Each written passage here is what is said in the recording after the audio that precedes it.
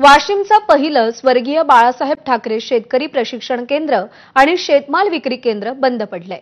6 कोटी रुपये खर्चून बांधण्यात आलेली ही इमारत अक्षरशः पांढरा हत्ती ठरतीये। सगळ्या जिल्ह्यात अशी प्रशिक्षण केंद्र आणि शेतमाल विक्री केंद्र सुरू करण्याचा निर्णय तत्कालीन मुख्यमंत्री उद्धव ठाकरेंनी घेतला होता। त्याची सुरुवात वाशिम जिल्ह्यातून झाली। भूमिपूजन उद्धव ठाकरेंनी केलं तर एकनाथ शिंदेंनी लोकार्पण केलं। मात्र आता हे केंद्र बंद पडलंय। महिन्यातून एखादं प्रशिक्षण इथे होतं। कोल्ड स्टोरेज शेतमाल विक्री केंद्र सध्या बंद अवस्थेत आहे।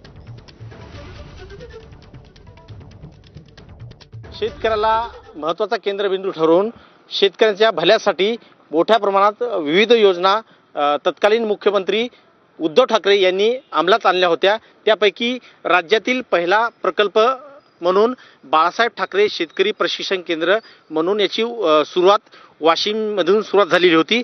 तब्बल 20 महिने झाले ही वास्तू उभारून तत्कालीन जे मुख्यमंत्री आहेत एकनाथ शिंदे त्यांनी या वास्तूचं उद्घाटन केलं होतं 20 महिन्यापूर्वी। मात्र 20 महिन्यापासून ही इमारत शेतकऱ्यांसाठी केवळ पांढरा हत्ती ठरू पाहत आहे।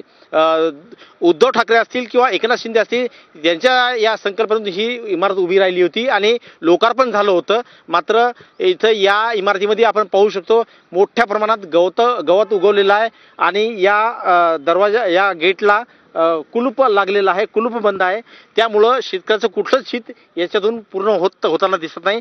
तब्बल 6 कोटी रुपये खर्च करून ही इमारत उभी केली, मात्र शेतकऱ्याला असा शून्य फायदा होताना दिसत आहे। आत्मा विभाग आहे कृषी विभागाचं, त्यांचं याकडे मात्र दुर्लक्ष होताना दिसत आहे। मनोज जयस्वाल, एबीपी माझा, वाशिम।